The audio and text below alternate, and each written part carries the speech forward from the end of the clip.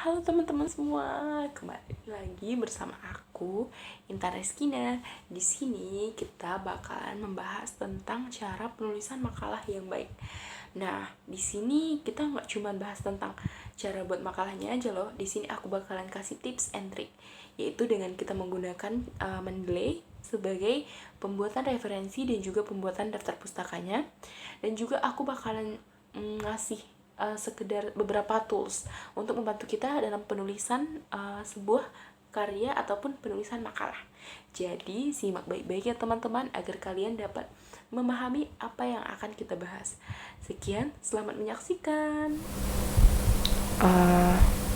Kita bakalan masuk ke sini. Terus untuk yang pertama kan terkadang ini belum didesainkan lembarannya, jadi kita bisa atur ya teman-teman.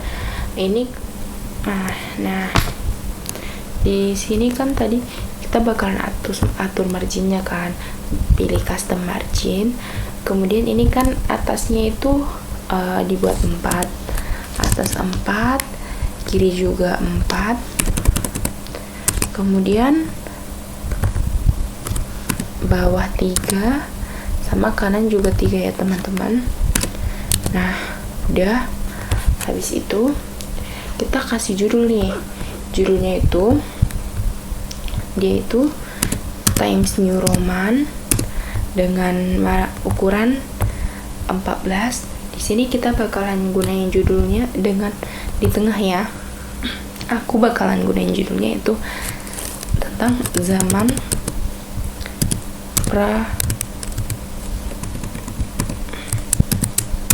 pra-aksara di Indonesia. Nah,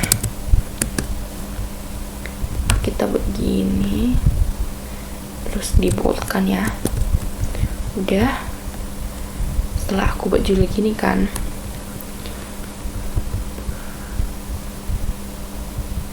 kita udah buat zaman judulnya ini kan, zaman praksara di Indonesia. Habis itu kan kita buat logo lah kan. Logonya itu dapat kita ambil. Nah, kita buat logo di sini ya, logo kampusnya. Udah, tapi kita kasih agak spasi dikit ya teman-teman. Habis itu kita bakalan buat identitas dari penulis kan. Kita bakalan bilang ini oleh, dengan ukurannya itu 12 ya, oleh, ini enggak bold ya teman-teman.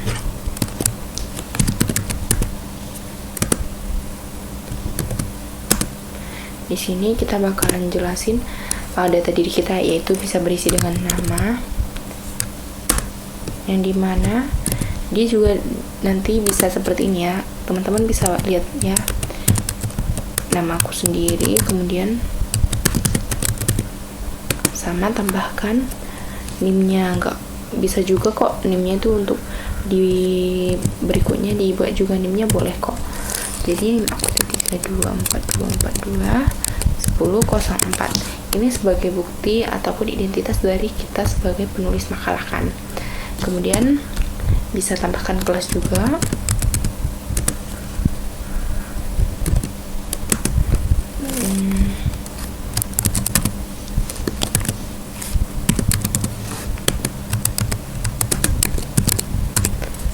Nah, udah gini kan teman-teman. Kemudian untuk penambahan di bawahnya juga bisa dengan dosen pengampu, tapi ini aku bentuknya gini ya. Kemudian habis itu kita bisa tambahkan yaitu dengan jurusan kita. Jurusan ini dengan ukuran 14 lagi. Kemudian bold yaitu jurusan,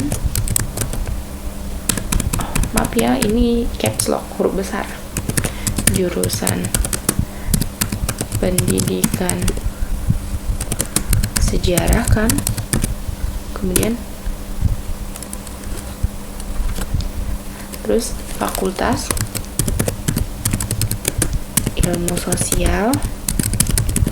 Kemudian juga kita tambahkan universitasnya ya.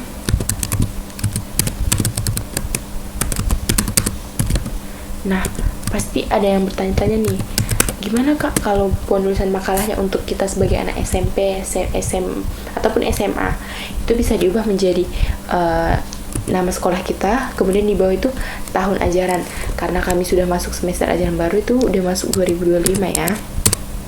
Nah, udah kayak gini. Seperti inilah teman-teman contoh dari cover yang baik dan benar. Nah, untuk ukuran ini, untuk ukuran logo itu dia lebih bagus itu 5 cm kali 5 cm ya. Atas 5, bawah juga 5. Habis itu, nah, kalian pasti bertanya, gimana sih cara buat nomornya? Nah, gini cara buat nomornya. Kita buka layout. Oh, maaf ya teman-teman. Bagian insert. Kemudian tekan pack number yang ini. Kemudian kita kan ini kalau untuk penomoran itu tergantung dari, kalau kita ikut sebuah lomba kan kita mengikuti aturannya. Kadang nomornya ada yang di pinggir, ada yang di tengah, ada juga yang di atas. Nah, untuk yang biasa kita pakai yang di bawah, tapi kita format dulu. Kan kita bukan pakai yang untuk halaman pertama itu nggak pakai 1, 2, 3, tapi pakai huruf Romawi kan, nomor Romawi lah. Nah, jadi kita ubah. Setelah kita ubah, kita buat the bottom of page, kemudian line number 2. Nah, udah kan. Jadi kayak ini biar nggak kelihatan bisa dibuat dengan different first page. Nah, udah. Nah, ini nanti dia sudah mengikuti ya teman-teman. Kalian bisa mengetik untuk berikutnya. Nah, ini aku buat dulu ya, ukurannya ini jadi 1,5 jaraknya. Nah, udah. Memang dia masih agak berjarak lah bahasanya, tapi ini bisa dirapiin kok teman-teman. Kita bisa ngasih di sini jaraknya dikit. Nah, ini di sini dikit, kayak 12 dengan bold. Nah, ada toolsnya nih. Kalau mau buat bold itu cukup tekan Ctrl plus B, dia itu udah bold. Nah, udah kan. Habis itu kita tekan. Oke, salah nih. Kata pengantar. Nah, kata pengantar ini sebenarnya tidak terlalu penting untuk beberapa bagian, tapi terserah teman-teman saja. Mau dibuat boleh, tidak dibuat juga tidak apa-apa ya. Nah, setelah kita buat tadi ini, bab 2 itu dia berisi pembahasan dari judul kita yang tadi. Di sini saya tidak menuliskan nama dari kawan-kawan saya semua. Di sini saya hanya menulis nama saya saja untuk sebagai formalitas saja teman-teman. Tidak mungkin kan saya mencantumkan tentang informasi teman-teman saya yang lainnya. Jadi di sini dia pembahasannya itu harus sesuai dengan ini, dengan materi yang kita bahas ataupun pokok pembahasan. Nah, jadi saya akan mengisi pembahasannya ya. Nah, ini sama seperti yang tadi. Ini di heading 2 kan aja ya teman-teman, biar dia nanti lebih mudah. Ini rata kiri kanan, bold kan, ukurannya 12, Times New Roman. Ini gak usah bold ya teman-teman. Nah, habis itu ini kan udah sesuai. Lainnya kayak seperti ingin menambahkan heading, seperti teman-teman ingin menambahkan kan ini kan masih heading 2 ya. Heading 2 nya rata kiri kanan hitam, habis itu 12, kemudian Times New Roman. Sudah kan gitu. Ini udah 1,5 ya. Sudah 1,5 kita buat. Nah, ini kan Indonesianya kalau kita mau, ini Indonesianya bisa dibuat heading 3 sebagai dia lebih di bawah heading 2 lagi nanti di bagian daftar isi. Jadi kita bakalan ubah lagi rata kiri kanan, ukurannya hitam, ini udah 12, tinggal ubah fontnya aja. Oke, maaf, saya tadi salah. Ini udah mengikuti nggak cuma Indonesianya aja, ini nanti semuanya Malaysia juga dan lain seterusnya. Nah, untuk yang aku bilang tadi kan, ini kebetulan aku udah selesai dengkal semua kan teman-teman. Nah, kita bakalan lihat ya nanti biar nggak lama ya.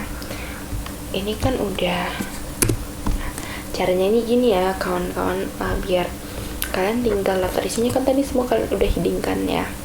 Kita buka bagian insert, kemudian di bagian maaf teman-teman, salah, di bagian reference, kemudian table of contents, tinggal pilih deh mau gimana.